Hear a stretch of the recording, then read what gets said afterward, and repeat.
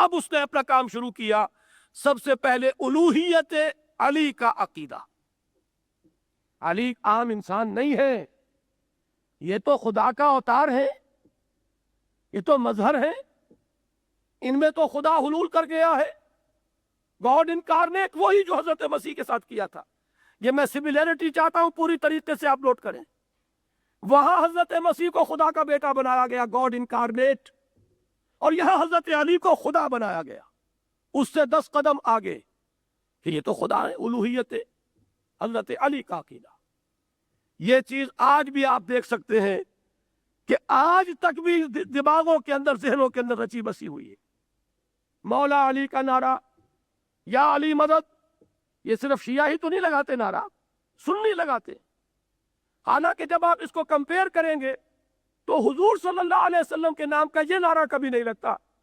یا محمد تو کہہ دیتے ہیں، وہ زدم زدہ ہے، بریلوی دیوبندی یا وہابی اور بریلوی جھگڑے کے لیے ایک نعرے اور امتیاز کی حیثیت سے. لیکن کبھی آپ نے یا محمد مدد سنا؟ نہیں سنا. یہ یا علی مدد کیوں ہوتا ہے؟ جہاں کہیں معاملہ ہوگا مقابلے کا، میدان میں جائے گا کوئی جاہل سنی تو اس کی زبان پر یا علی مدد کیوں آتا ہے؟ اگر تو واقعی غیر اللہ سے مدد مانگنا ہے تو ظاہر بات ہے کہ حضرت علی سے کم 100 درجے اوپر حضرت محمد صلی اللہ علیہ وسلم کا معاملہ ہے، پھر ان سے مدد مانگی جائے. لیکن نہیں. یہ جو غالب کہتا ہے کہ مشغول حق ہوں بندگی بوتراب میں، کس کے کہاں سے ڈانڈے مل رہے سوچئے. اچھا غالب تو ٹھیک ہے، ڈکلیئرڈ شیعہ ہے، لیکن یہ ہمارے ظفر علی خان کیا کہہ گئے؟ گرچہ خدا کی، گرچہ علی کی ذات نہیں ہے خدا کی ذات.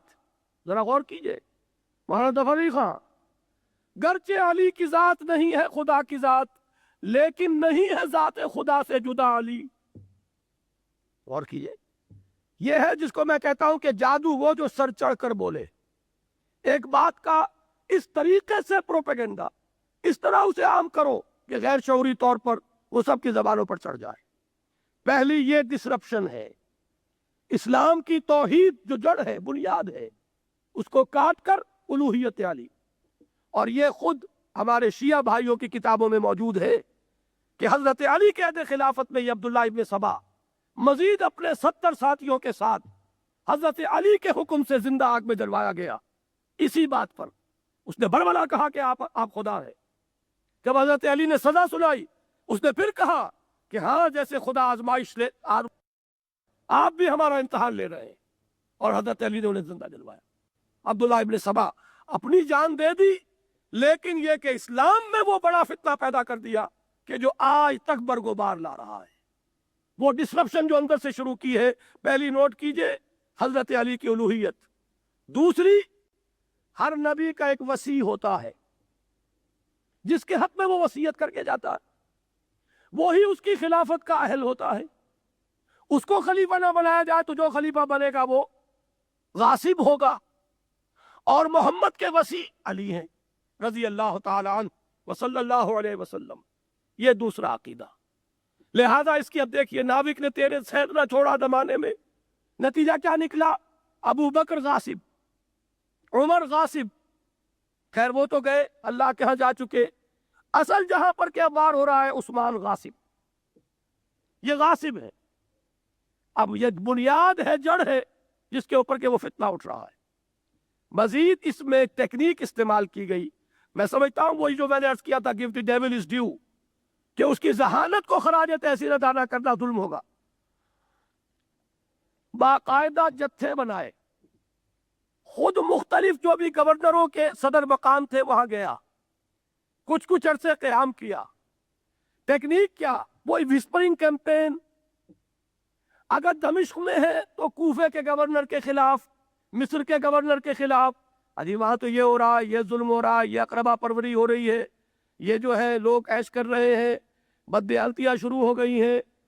اور سب جگہ پر اگر مصر میں ہے تو کوفے اور دمشق کے خلاف، کوفے میں ہے تو دمشق اور کوفے کے خلاف، اور سب جگہوں پر حضرت عثمان کے خلاف.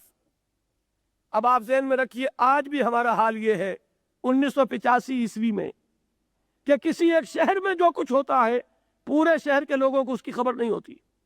افواہیں چلتی ہے اور افواہوں کے بل پر کیا کچھ نہیں ہو جاتا.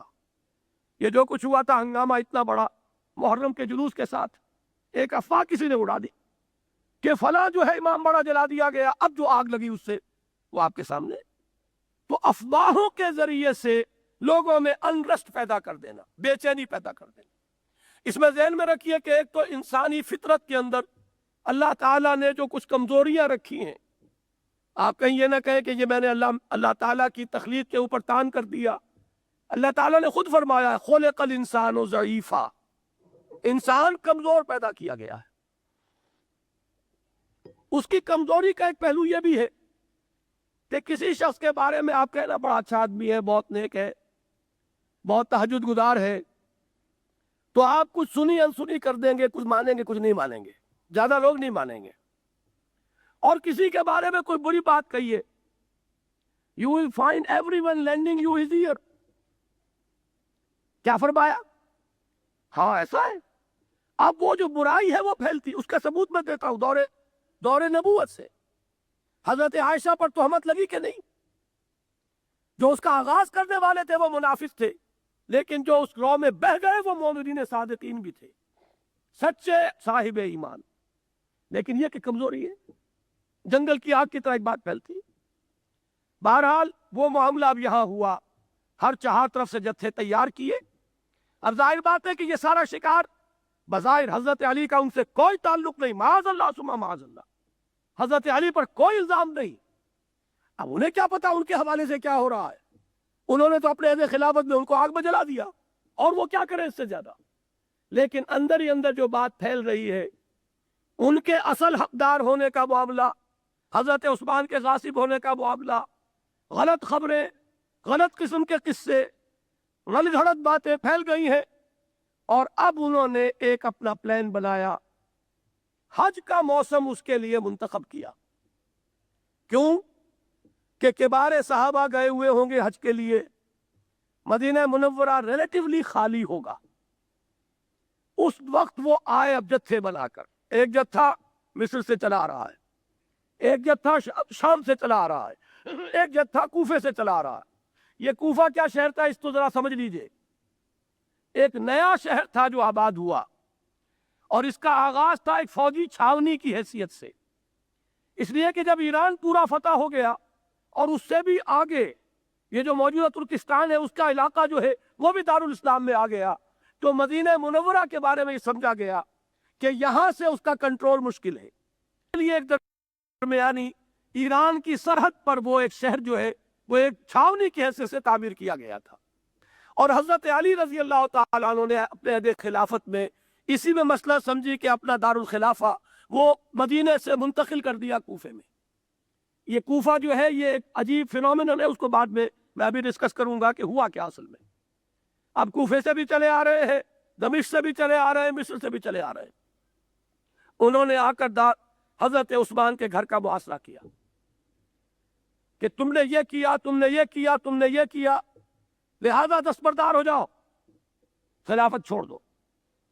اب یہاں کوئی شخص اختلاف کرے یا اتفاق، میں اسے اس کا جو ہے اختیار دیتا ہوں، لیکن یہ کہ میرا موقع بہرحال یہ نہیں ہے. کہا یہ جاتا ہے کہ یہ حضرت عثمان کی کمزوری تھی کہ انہوں نے کوئی فوری اقدام ان کے خلاف نہیں کیا. انہوں نے اپنی برات کی، ہر چیز کی صفائی دے دی. حضرت علی نے آ کر ان سے گفتگو کی اور حضرت علی نے سارے الزامات کو غلط ثابت کیا. ایک ایک الزام کی برات حضرت علی نے خود فرمائی رضی اللہ تعالیٰ عنہ. یہ سب کچھ تو ہو رہا ہے، لیکن لوگ کہتے ہیں کہ اب ان کے خلاف اقدام کیجئے. حضرت عثمان فرماتے ہیں رضی اللہ تعالیٰ عنہ کہ ابھی تک انہوں نے مجھے قتل نہیں کیا، میں کس جرم کی پاداش میں اقدام کروں؟ اس لیے کہ یہ میری اس جان کے در پہ ہے. میں کسی کلمہ گو کا خون اپنی تلوار جو ہے اس کے اندر رنگنا نہیں چاہتا جب تک کہ کوئی جرم وہ کر نہ لے. اور جرم تو ہوگا جب مجھے وہ قتل کر لیں گے، وہ میری جان کے در پہ ہے. اس کے بعد یہ ذمہ داری بعد والوں کی ہے کہ وہ اس کا انتقام لے، ان کے مجرموں کو کیفر کردار تک پہنچائے. لیکن ان کے پاس کلمے کی ڈھال ہے، اور اس ڈھال کے ہوتے ہوئے میں ان کے خلاف اقدام نہیں کر سکتا. 50 دن کا محاصرہ ہے حضرت عثمان رضی اللہ تعالیٰ عنہ کے گھر کا. پانی کاٹ دیا گیا، کھڑے ہو کر حضرت عثمان نے اوپر سے خطبہ دیا کہ اے مسلمانوں، یہ جو وہ بیر روما ہے، کیا یہ یہودیوں کی ملکیت نہیں تھا؟ کیا مسلمانوں کو ہجرت کے بعد یہاں تکلیف نہیں ہو رہی تھی؟ کیا حضور نے نہیں فرمایا تھا کہ کون ہے جو اس کو خرید کر مسلمانوں کے لیے وقف کر دے؟ کیا وہ میں نہیں ہوں؟ اور آج اسی کنویں کا پانی مجھ پر بند کر دیا گیا۔ بہرحال حضرت عثمان کا فیصلہ یہ تھا کہ کوئی اقدام نہیں ہوگا جب تک کہ وہ کسی جرم کا ارتکاب نہیں کر چکتے، لہذا یہ ان کا فیصلہ ہے، اس پہ کوئی اختلاف کرے۔ بہرحال اگر کوئی شخص یہ کہتا ہے کہ یہ کمزوری کی دلیل ہے تو میں اس کا عقل کا ماتم کیے بغیر نہیں رہ سکتا، اس لیے کہ یہ میرے نزدیک انسان کی قوت ارادی کے نہایت عظیم اور مضبوط ہونے کی دلیل ہے کہ ایک شخص ایک دفعہ فیصلہ کرے اور ڈٹ جائے، حالانکہ ذرا سے اشارے پر لاکھوں کی فوجیں آ سکتی تھی۔ حضرت معاویہ فوج لے کر آنے کے لیے بےتاب۔ یہ ذہن میں رکھیے کہ مدینے میں کوئی اسٹینڈنگ آرمی نہیں تھی، جو اس وقت کا نقشہ ہے وہ ذہن میں رکھیے۔ ساری کی ساری وہ جہاد تو ہو رہا ہے نا سرحدوں پر، سیلاب انقلاب محمدی صلی اللہ علیہ وسلم، وہ جہاں جہاں وہ سیلاب بڑھ رہا ہے ساری مین پاور تو وہاں ہے۔ یہاں تو کچھ کبار صحابہ ہیں، کچھ آبادی ہے، سویلینز ہیں، اللہ اللہ کہتے اللہ۔ حضرت معاویہ کی طرف سے بار بار پیغام آ رہا ہے ہمیں اجازت دیجیے کہ ہم فوج کشی کریں۔ حضرت عمرو بن العاص گورنر مصر کے وہ اجازت طلب کر رہے ہیں، حضرت عثمان اجازت نہیں دے رہے، قطعاً نہیں، رہو اپنی جگہ پر، وہی کام کرتے رہو، وہی جو محمد حوالے کر کے گئے ہمارے صلی اللہ علیہ وسلم، یہاں آنے کی ضرورت نہیں۔ بہرحال 50 دن کے محاصرے کے بعد جبکہ دروازے پر حضرت حسن، حضرت حسین اور حضرت عبداللہ ابن زبیر رضی اللہ تعالی عنہم یہ تینوں پہرا دے رہے تھے، یہی کر سکتے تھے، آخر کیا کرتے طلحہ اور زبیر اور علی رضی اللہ تعالی عنہم؟ خلیفہ وقت کی اجازت کے بغیر تلوار نہیں اٹھ سکتی، اور خلیفہ وقت فیصلہ کر کے ڈٹا ہوا ہے کہ میں اجازت نہیں دیتا، لہذا زیادہ یہ کہ گھر کا جو ہے دروازے کے اوپر حفاظت کے لیے اپنے بیٹے اپنے لخت جگر کھڑے کر دیے، لیکن یہ کہ وہ دیوار پھاند کر اندر پہنچے اور حضرت عثمان کو شہید کیا رضی اللہ تعالی عنہ۔ یہ ہے خالص یہودی سازش۔ وار کارگر ہوا، اور یہ وار اتنا کارگر ہوا اس میں کوئی شک نہیں۔ حضرت عمر کی شہادت سے وہ بات نہیں ہوئی تھی، اس لیے کہ حضرت عمر نے شکر کیا تھا، آپ کو یاد ہوگا جب انہوں نے پوچھا مجھ پر حملہ کس نے کیا ہے، جب بتایا گیا وہی ابو لولو فیروز ہے، اللہ کا شکر ادا کیا کہ کسی مسلمان نے یہ کام نہیں کیا، اس لیے کہ اگر مسلمان کرتا تو خانہ جنگی شروع ہو جاتی، اس کے خلاف اقدام، اس کے قبیلے والے اس کو اپنے خلاف کوئی اقدام سمجھتے، کیا ہوتا؟ مسلمان کے ہاتھوں، کلمہ گو کے ہاتھوں میری یہ شہادت نہیں ہو رہی، اللہ کا شکر ہے۔ یہ ہے کہ وہ لوگ ہیں جنہوں نے اسلام کا لبادہ اوڑھا ہوا ہے، جو کلمہ گو ہے، جو لوگ کے ایک بہت بڑا انتشار پھیلا چکے ہیں۔ یہاں جو اب اس الفتنۃ الکبریٰ، یہ جو قتل عظیم، یہ شہادت عظمیٰ جو ہوئی ہے رضی اللہ تعالی عنہ، بلکہ یہاں میں ذرا ایک آپ کو تھوڑا سا ریلیکس بھی کریں گے، ایک بات بتاؤں۔ علامہ اقبال کے ایک شعر کے بارے میں نے تھوڑی سی ترمیم، اگر وہ زندہ ہوتے تو پیش کرتا، اور اب انشاءاللہ جب ملاقات ہوگی آخرت میں تو ہوگی تو پیش کروں گا، اور میں پورا یقین رکھتا ہوں کہ وہ میری اس ترمیم کو قبول کریں گے۔ یہ جو انہوں نے فرمایا ہے، غریب و سادہ و رنگی ہے داستان حرم، نہایت اس کی حسین، ابتدا ہے اسماعیل۔ مجھے اس میں کلام یہ ہے کہ حضرت اسماعیل خود گردن نیچے رکھ رہے ہیں، اور چھری چلانے والے ایک جلیل القدر پیغمبر سیدنا ابراہیم ہیں، اور وہ چھری نہیں چلی، یا چلی تو اس نے اثر نہیں کیا، وہ قتل نہیں ہوئے، ذبح نہیں ہوئے۔ کیا مناسبت ہے اس واقعے کی اس واقعے کے ساتھ کہ حضرت حسین بالفعل ذبح کیے گئے، شہید ہو گئے۔ ذبح کرنے والے جن کو آپ خود کہتے دشمنان اسلام، وہ بہرحال اور جو بھی کچھ ہو، ان کا کوئی روحانی اخلاقی اونچا مقام کوئی بھی ماننے کو تیار نہیں، کجا یہ کہ کہاں حضرت ابراہیم کے ساتھ مناسبت۔ پھر یہ کہ حضرت حسین نے خود اپنی گردن نیچے نہیں رکھی ہے، حضرت حسین نے تو مقابلہ کیا، مقابلہ تو دل ناتواں نے خوب کیا۔ یہ تو آپ کو وہ نظمیں پڑھیے، یہ کون شہسوار ہے، وہ جو حفیظ نے لکھی ہے، ظاہر بات ہے یہ بالیقین حسین ہے، وہ کہ اس کے آنے سے یہ رنگ کانپ رہا ہے، دشمن کا بدن، رستم کا بدن زیر کفن کانپ رہا ہے۔ حضرت حسین رضی اللہ تعالیٰ عنہ نے داد شجاعت دیے اور بہت سو کو جو ہے آپ نے قتل کیا ہے، پھر آپ شہید ہوئے. تو یہ کوئی بھی مناسبت ان دونوں واقعات کے مابین موجود نہیں. لہذا اس میں اول و آخر کہنا میں عرض کروں گا جا کے کہ ذرا اس میں آپ ترمیم قبول کیجئے. ترمیم یہ ہے کہ غریب و سادہ و رنگی ہے داستان حرم، نہایت اس کی ہے عثمان، ابتدا حابیل اور قابیل کا واقعہ یاد کیجئے. دو بھائیوں کا معاملہ، ایک بھائی ہاتھ بڑھا رہا ہے، تلوار چلا رہا ہے، اور دوسرا بھائی کہتا ہے کہ تم اگر مجھ پر وار کرو گے میں اپنا ہاتھ نہیں اٹھاؤں گا. گردن کٹ گئی، حابیل کا ہاتھ نہیں اٹھا. حضرت عثمان پر یہ ہے واقعہ کہ جو صادق آتا ہے، طاقت ہونے کے باوجود اپنے تحفظ کے لیے بھی تلوار نہیں اٹھائی جیسے حابیل نے، حالانکہ حق پہنچتا تھا، مدافع کے ہاتھ اٹھاتے، لیکن نہیں، میں یہ چاہتا ہوں کہ میرے حصے کا گناہ بھی تم اپنے کندھے پر لے جاؤ. جب مجھے ناحق قتل کرو گے تب ہوا بے اسمی و اسمک. یہ ہے اصل میں وہ مقام کہ جو حضرت عثمان کا ہے رضی اللہ تعالیٰ عنہ، کہ اتنی انتہائی قوت کے مالک ہونے کے باوجود انہوں نے کوئی اقدام نہیں کیا، خود جان دے دی. بہرحال یہ دو کے درمیان تو بڑی گہری مناسبت ہے کہ نہایت اس کی ہے عثمان، ابتدا حابیل. لیکن یہ کہ حضرت حسین رضی اللہ تعالیٰ عنہ اور حضرت اسماعیل علیہ السلام کے مابین کوئی بھی قدر مشترک نہیں. بہرحال حضرت عثمان کی شہادت کے بعد رضی اللہ تعالیٰ عنہ حضرت علی کے ہاتھ پر وہی لوگ ہیں جو بیعت کر رہے ہیں. اور یہ بھی نوٹ کیجئے، حضرت طلحہ نے انکار کیا، حضرت زبیر نے انکار کیا کہ شدید فتنے کی کیفیت ہے یہ. حضرت عثمان شہید کیے گئے. اب یہ معاملہ جو ہے کہ آپ جس کے کندھے پر یہ رکھنا چاہتے ہیں بندوق، اس کے لیے بہت بڑی مصیبت ہو جائے گی. حضرت علی رضی اللہ تعالیٰ عنہ کی خدمت میں حاضر تھے یہ لوگ، اور حضرت علی نے بھی ابتداءً انکار کیا، لیکن پھر جب اصرار ہوا ان کا تو انہوں نے بیعت قبول کر لی، خلافت ان کی شروع ہو گئی.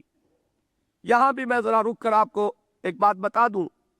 کہنے والا یہ کہہ سکتا ہے کہ یہ حضرت علی کی غلطی ہے رضی اللہ تعالیٰ عنہ، انہیں اس فتنے کی حالت میں اور ان لوگوں کی بیعت قبول نہیں کرنی چاہیے تھی.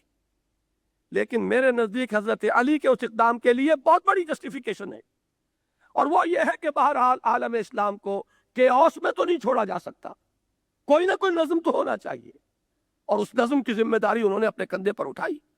جب لوگوں نے ان سے بیعت پر اصرار کیا انہوں نے بیعت قبول کر لی. لیکن اب اصل حقیقت کیا ہے؟ حضرت علی کے پاس تو کوئی فوج نہیں تھی. ساری فوجیں حضرت علی، یہ بھی نوٹ کیجئے، مستقل طور پر تینوں خلفاء کے ساتھ یوں سمجھئے کہ چیف سیکریٹری کی حیثیت سے یا ہوم منسٹر کی حیثیت سے کام کرتے رہے. حضرت عمر نے اسے یہ فرمایا ہے کہ لولا علی لہلک عمر، اگر علی نہ ہوتے عمر ہلاک ہو جاتا. کیوں؟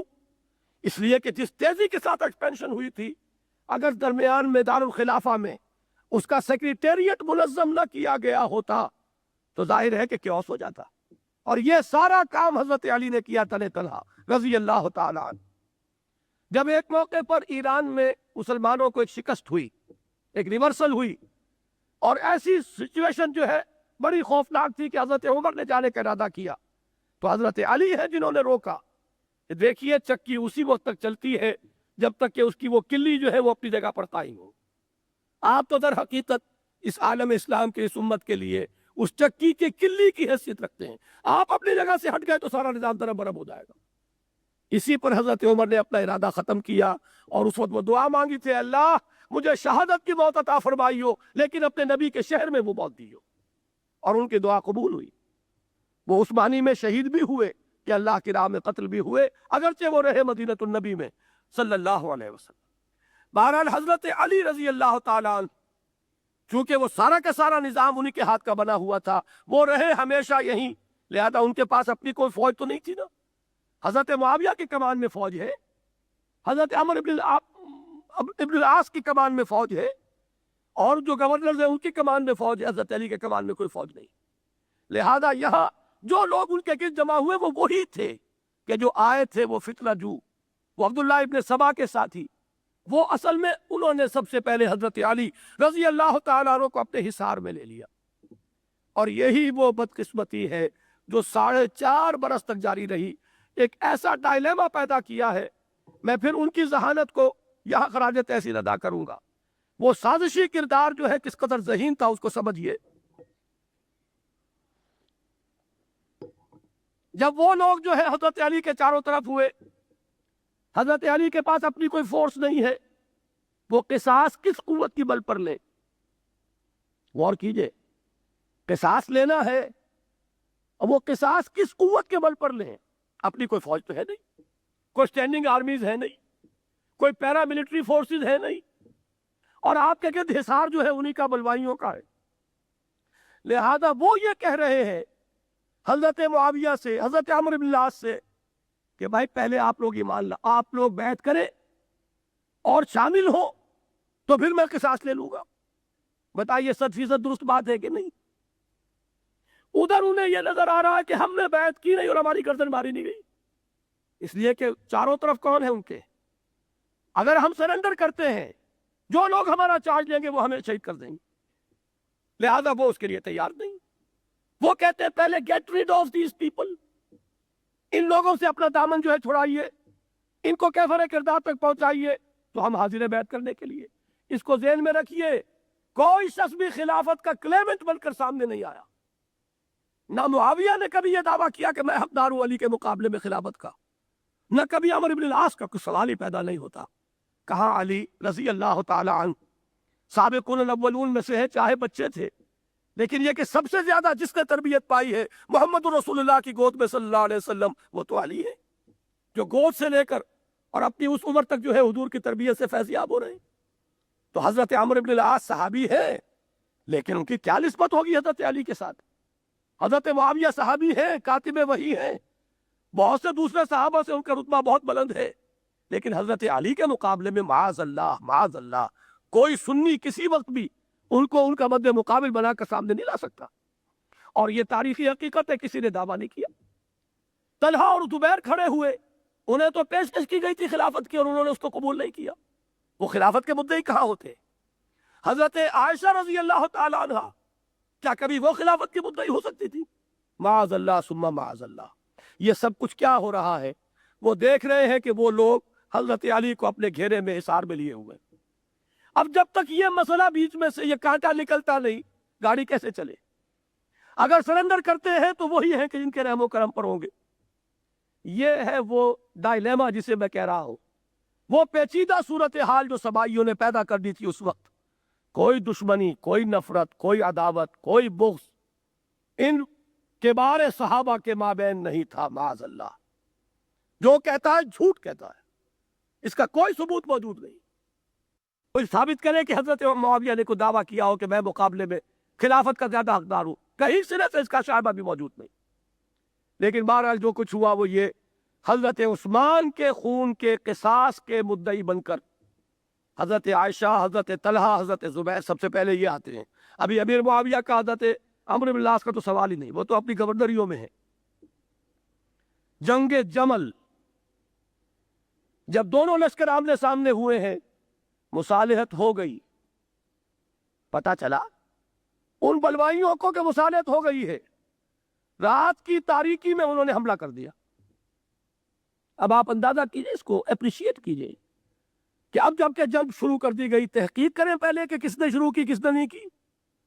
یہاں تو صورت یہ ہے کہ آئدر کل اور بی کلڈ، یا قتل کرو یا قتل ہو جاؤ۔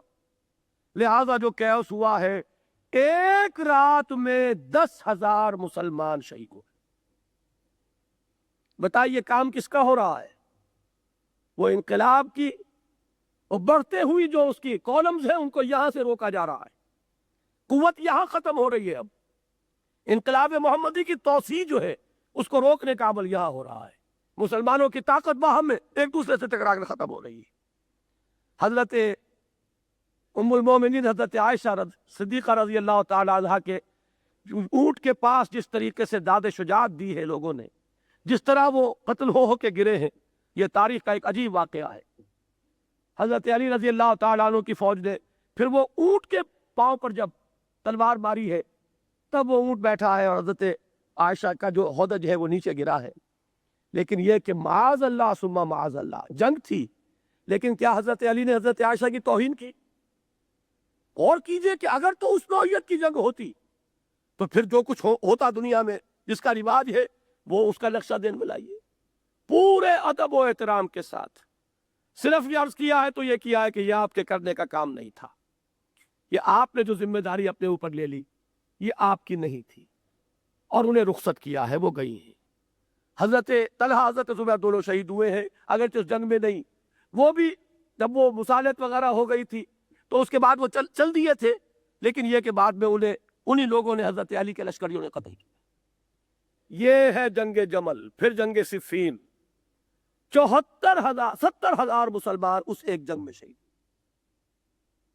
اس میں جب مصالحت ہو گئی, اس مصالحت کو جب ایک دونوں طرف سے ثالث مقرر کیے گئے. اب یہ کہ پوری ریکارڈ پر تفصیل نہیں ہے, لیکن یہ کہ جو بھی بدترین سے بدترین روایت ملتی ہے چلیے اس کو بھی اگر مان لیں, تب بھی اگر یہ کہ کسی ثالث نے کوئی غلط کام کیا تھا تب بھی جو بھی فیصلہ تھا اسے تو بہرحال مانا جانا چاہیے تھا.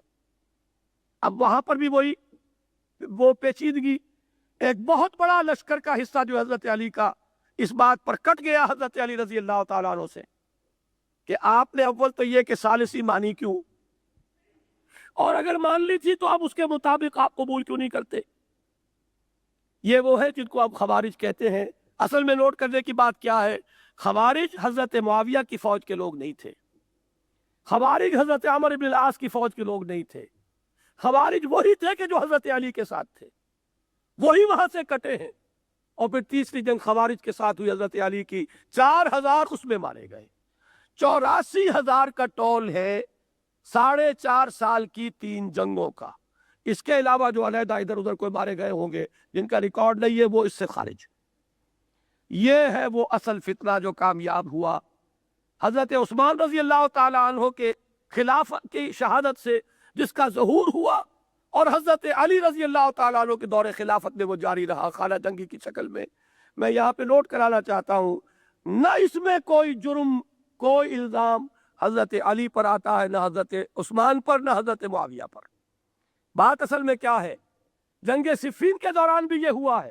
حضرت معاویہ کا خط آیا کہ اگر آپ قاتلین عثمان کو اگر کیفر کردار تک پہنچا دیں تو میں آپ کے ہاتھ میں بیعت کرنے کو تیار ہوں. حضرت علی وہ خط لے کر کوفے کی جامع مسجد میں پہنچتے ہیں, وہاں کھڑے ہو جاتے ہیں لوگ, غالباً 10,000 کا مجمع, اور وہ کھڑا ہو کر کہتا ہے مجمع کہ ہم سب قاتلین عثمان ہیں, لیجئے ہم سے قصاص جو لینا ہے. حضرت علی بے بس ہو کر گیا. یہ کوفہ جو ہے اس کے بعد اس پوری سازش کا اصل مرکز بنا ہے. بہرحال یہ آپ کے علم میں ہے کہ حضرت علی بھی شہید ہوئے انہی خوارج کے ہاتھوں. خوارج کا موقف یہ تھا کہ معاویہ بھی علی بھی کافر, معاذ اللہ, نقل کفر نباشد, عمرو بن العاص بھی کافر, سب کافر, اور ان کو قتل کرو گے تو یہ معاملہ جو ہے ٹھنڈا ہوگا. ایک ہی جگہ بیٹھ کر 3 خوارج ایک وہ سازش کرتے ہیں, ایک وقت طے کرتے ہیں, فلاں تاریخ کو صبح کے وقت مسجد میں ان تینوں کے اوپر حملہ کرو, ختم کر دو. وہی جو کیا گیا تھا حضرت عمر کے ساتھ, اسی کا فیصلہ. اب یہ دوسری بات ہے کہ تینوں کے حملے ہوتے ہیں. ایک اس روز مسجد میں آئے ہی نہیں, اس لیے بچ گئے, کسی علانت کی وجہ سے فجر کی نماز میں آئے نہیں. ایک پر حملہ ہوا حضرت معاویہ پر, لیکن یہ کہ وہ کاری نہیں تھا, زخم آیا لیکن یہ کہ وہ مندمل ہو گیا, صحتیاب ہو گئے. حضرت علی پر ابن ملجم کا وار جو ہے وہ ایسا کاری ہوا ہے, زہر میں بجھا ہوا, کہ حضرت علی کی شہادت ہو. اب دیکھیے 3 شہادتیں میں نے گن دی. حضرت عمر کی شہادت وہ تھا ایران کا انتقام, اور حضرت عثمان حضرت علی کی شہادت یہ ہے وہ سبائی فتنے کا در حقیقت مظہر اور اس کا نتیجہ. اس کے بعد تاریخ کا صرف میں اب ہلکا سا آپ کے سامنے نقشہ پیش کر دوں. 6 مہینے حضرت حسن رضی اللہ تعالیٰ عنہ کی خلافت کے, اور میں اس اعتبار سے اسے خلافت راشدہ میں شامل سمجھتا ہوں کہ نہ وہ امیدوار تھے نہ حضرت علی نے انہیں نامزد کیا تھا. حضرت علی جب مجروح تھے ان سے کہا گیا کہ ہم آپ کے بیٹے کو خلیفہ بنا لیں. آپ نے فرمایا نہ میں روکتا ہوں نہ میں حکم دیتا ہوں, یہ امرہم شورا بینہم, یہ تمہارا معاملہ ہے, جو چاہو کرو. بہرحال حضرت حسن کی 6 مہینے کی خلافت ہے, لیکن حضرت حسن کے بارے میں جو بات حضور نے فرمائی تھی اس کا ظہور ہو گیا. اللہ تعالیٰ میرے اس بیٹے کے ذریعے مسلمانوں کے 2 بڑے گروہوں کے درمیان صلح کرائے گا.